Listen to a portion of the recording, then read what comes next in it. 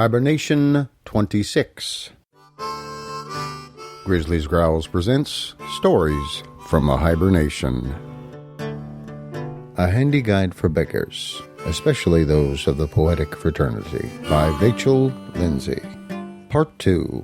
A Mendicant Pilgrimage in the East.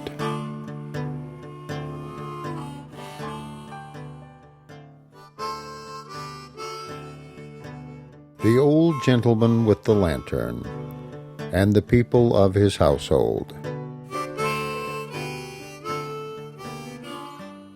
Part 4. Gretchen Cecilia, waitress. I went in the direction of the voice, delighted, not ashamed. There, in that most cleanly kitchen, stood the white-armed milkmaid with cheeks of geranium red. She'd spread a table before me in the presence of mine enemy. I said I did not ask for supper. I told you I'd eaten. Oh, I knew you were hungry. Wait on him, Gretchen Cecilia. My hostess scurried into the other room. She was in a glorious mood over something with which I had nothing to do. Gretchen Cecilia came out of the pantry and poured me a glass of warm milk. I looked at her, and my destiny was sealed forevermore, at least for an hour or so. The sight of her brought tears to my eyes. I know you're saying, beware of the man with tears in his eyes. Yes, I too have seen weeping exhibitions. I remember a certain pious exhorter.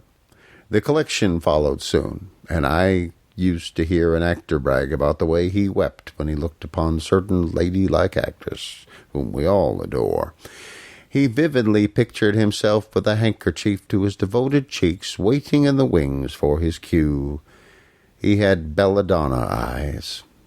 At the risk of being classed with such folk, I reaffirmed that I was a little weepy. I insist it was not gratitude for a sudden square meal. If truth be told, I've had many such. It was the novel Gretchen Cecilia. It took little conversation to show that Gretchen Cecilia was a privileged character. She had little of the touch of the farm upon her. She was the spoiled pet of the house and the index of their prosperity, what novelists call the third generation. She had a way of lifting her chin and shoving her fists deep into her apron pockets. I said, I have a fairy tale to read you after supper. She said, I like fairy tales. And then redundantly, I like stories about fairies. Fairy stories are nice. It was no little pleasure to eat after 9 hours doing without, and to dwell on beauty such as this after so many days of absence from the museums of art and the curio shops. Every time she brought me warm biscuits or refilled my tumbler, she brought me pretty thoughts as well. She was 9 years old, she told me. Her eyes were sometimes brown, sometimes violet. Her mouth was half a cherry, and her chin the quintessence of elegance. Her braids were long and rich, her ribbons wide and crisp. Maidenhood has distinct stages. The 16th year, when unusually ripe, is a tender prophecy. 13 is often the climax of a stringent childhood, with its especial defiance or charm. But 9 years old is my favorite season. It is spring in winter. It is sweet 16 through walls of impregnable glass. The ripeness dates from prehistoric days when people lived in the tops of the trees and almost flew to and from the nests they built there and mated much earlier than now. Well, as I finished eating, the mother brought the little brother into the room, saying, Gretchen Cecilia, watch the baby. Then she smiled on me and said, when she washes the dishes, you can hold him. She had on a fresh gingham apron, blue with white trimmings. I judged by the squeak she had changed her shoes. Who's coming? I asked, when the mother had left. Papa. He goes around the state and digs oil wells, and he's back at the end of the week. I was washing the dishes when Grandma came in. She frowned me away from the dishpan. She said, Gretchen Cecilia, wipe the dishes. The baby howled on the floor. I was not to touch him. Gretchen Cecilia tried to comfort him by saying, Baby, dear, dear baby. baby, dear, dear baby. Do you realize, young man, asked Grandma, that I, an old woman, am washing your dishes for you?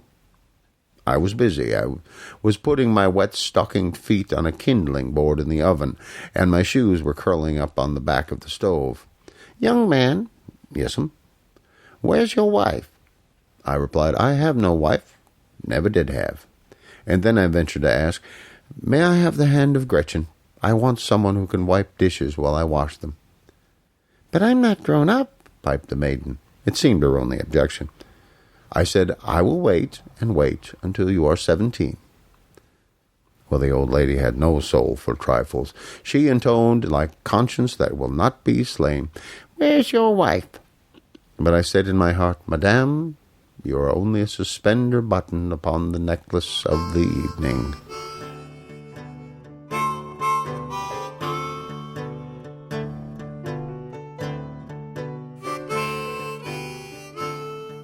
Part 5. Papa has come. There was a scurry and a flutter. Gretchen threw down her dish rag, leaving Grandma a plate to wipe. I heard the grandfather say, Welcome, son, welcome indeed. The young wife gave a smothered shriek, and then in a minute I heard her exclaim, John, you're a scamp. I put on my hot shoes and went in to see what this looked like. Gretchen Cecilia was somewhere between them, and then on her father's shoulder, mussing his hair. And the mother took Gretchen down, as John said in reply to a question. Oh, business is good. Whether there's oil or not, I dig the hole and I get paid. This man was now standing his full height for his family to admire. He was one I, too, could not help admiring. He had an open, sunburned face, and I thought that behind it there was a non-scheming mind that had attained good fortune beyond the lot of most of the simple. He was worth the dressing up the family had done for him, and almost worthy of Gretchen's extra crisp hair ribbons.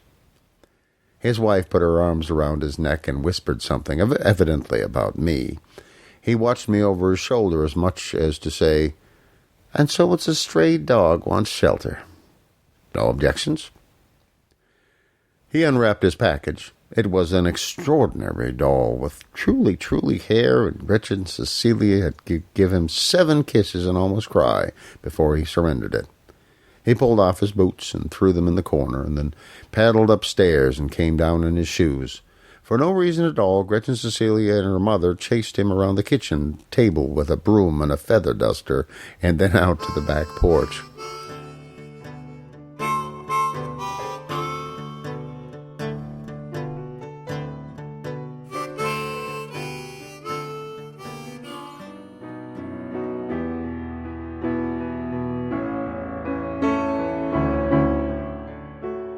Thanks for listening to Stories from the Hiber-Nation. Comment on the website at grizzly.libsyn.com.